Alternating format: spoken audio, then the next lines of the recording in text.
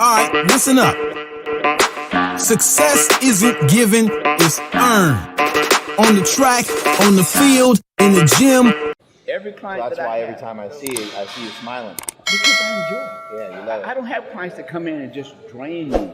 They come in, they always give me energy to train. They're eager, I'm eager with them. Yeah. But as long as they come in with that enthusiastic energy going, I'm ready. That's important for people to know. Sometimes people just don't mesh well. No. And maybe that person needs to find a different trainer and maybe they'll have better results. I always tell my clients, anytime you want to try somebody else, please by all means do that. Right. Now, I can't hold this spot for you, so when you come back, you got to take whatever's left. Right. So, and most of them say, I stay, you know. Right. Because I try to give out that positive energy. I don't care how bad my day is, but when I step in that door, it's all about the client. What do you think the biggest difference is between the guys that you have trained that have gotten to the championship level and maybe some guys that have fallen short? Dedication. Yeah. You have to be dedicated to this. This is a very selfish sport. It's all about who? Me. See? So if you don't have that mentality, you're not going to make it. If you're going to go out there and say, oh, I'm going to share this with this person, that person, you're going to fall short. You need to have a little bit of an ego, maybe. Not ego, just that dedication. Right. Ego is that you go in there and it's, you know, you're too good for anybody and everybody.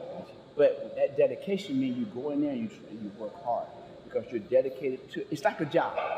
You become dedicated to a job, so you stay there. That's why people stay at jobs 35, 40 years. Right? They're dedicated to that job. This is the same thing.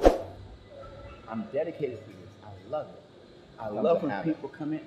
It's not, what would I do without it? You know? Yeah, what would we do without it? Yeah. That's a great question. We come in this gym and we have that challenge within us. I'm going to do this today. I don't care how heavy it is, I'm going to make it work for me. So we do. You know what? If you're my client, I don't care who comes in here. How you doing? Now it's about you. Right. I can't focus on them because you're my client. My focus goes toward you. I'm friendly, but there'll come a point in time where I have to pay attention to the person I'm with. I've never had anyone, not one single client, hurt themselves. Why? Because I'm on top of it. That's amazing. I'm on top of it. I'm not. Don't move. Sit. Don't move till I come back. I grab some water, I'm coming right back. That means sit. That don't mean as soon as I walk over that way, you jump up and start doing something. Now it's on you, not me. Right. So, yeah. You worked with a lot of different people. I mean, not just bodybuilding. I think a lot of people think of you as just strictly bodybuilding, but you've worked with a lot of people that just want to be in better shape, people that want to feel better, guys like Magic Johnson, and the list goes on and on of celebrity people that you've worked with. You know what? Right now, I have a 83-year-old grandmother that wants to train. That's awesome. Now, she could only afford to pay me my fee for just one session a week. So that's okay. You want to do it? Okay. Yeah. So she's in there training hard. She's having fun. And I'm thinking to myself, you know, I do so much for other people. You need more than one day. So what did I do? For the same amount, I gave her 2 days. Oh, there you go. And now she's just loving it. You know, it's just, you see something in a person and you want to go out and help them. Yeah. You don't want to just keep taking. Why not give something back? Right. She needed 2 days. She could only afford 1 day. I gave her 2. That's really, what's the difference? That's I don't care. Yeah. What's the biggest difference when you're training some of these people? You know, when you were, and a while back you were working with some NFL guys. I don't know if you still do a lot of that. What's the biggest difference when you're working with kind of a regular athlete and somebody who's mainly after aesthetics? There's no difference. You know, I'm going to push them hard, no matter what. I'm not trying to break them. I'm trying to improve them. So whatever it needs to improve them, that's what we're going to do. Right. And I tell them when they first come in, I said, look, if you're not willing to work, then it's not going to work in the community. So maybe you might want to find someone else who's in here just because of who you are. That doesn't bother me. Right. I want you to be better. So the same thing you said earlier about finding the weak point. So I look and see what they're find the weak point, regardless of whether they're bodybuilding, powerlifting, or, I had a golfer, or otherwise. His name was Michael Sniper. He was not up there, but he was a golfer in the middle of it. And I read up on golfing, and the swing and movement and all that, right? And that's what we worked on. So we can get the timing down and the swing down, where he needs to be strong at, where his core should be stronger. Right. We worked on that. His game improved. Why? Because I worked on the weaknesses what he had. And then you still had him do some of the basic movements in here, bent over rows, all the shoulder basic presses. But we mainly worked on that core strength. And that's what you need. You need that come in between. What are some of your favorites? What are some of your go-tos that you've just used for a long time?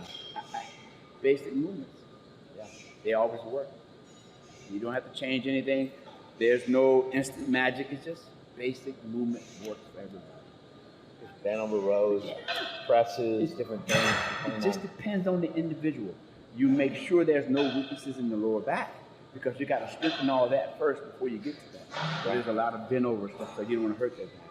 And you got to see how their posture is and stuff like this. So you may want to improve some of those things before going to some good basic movements. Yes.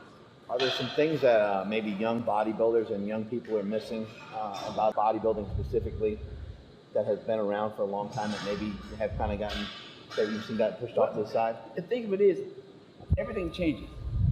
There's ways of doing rows without putting a lot of pressure or a lot of you have very specific ways of doing things. I do things a little bit different. I'll create something just so that it can help. Or I'll go back and look in books and find things that they used back in the day so that they could use it now. Yeah. And those things work. So that's what we do. When it comes to diet, how different are we really? You hear people say, oh, everybody's different, everybody's different. Well, what works for you is not going to work for me. It depends on your metabolism, how your body assimilates the food that you're putting in. You see, I've never had a weight problem, so the minute I quit eating as many meals, I go down in weight. Real quick. Yeah. I mean quick. So I have to be careful. I have to make sure I eat the proper amount of meals in order to keep my weight up. Otherwise, I'm going to lose. How can some of these young people that are listening right now gain some size? With some proper nutrition. Proper nutrition. You know, slow gains mean you're going to hold on to it. Fast gains, you're going to get there and you're going to lose almost all of it. So, who wants the fast? You want something that's going to stay with you. So you always want to try to make sure you're eating properly, you're doing good cardio, and you're doing that good resistance training.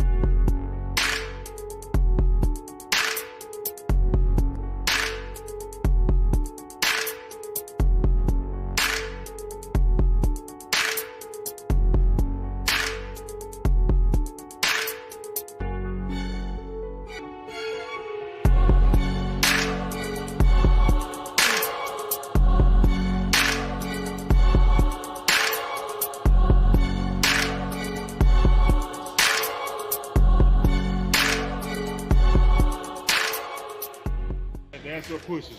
That's where it's at. Yeah. That's where it's at. It's where you feel the contract, right? Yeah. Right there.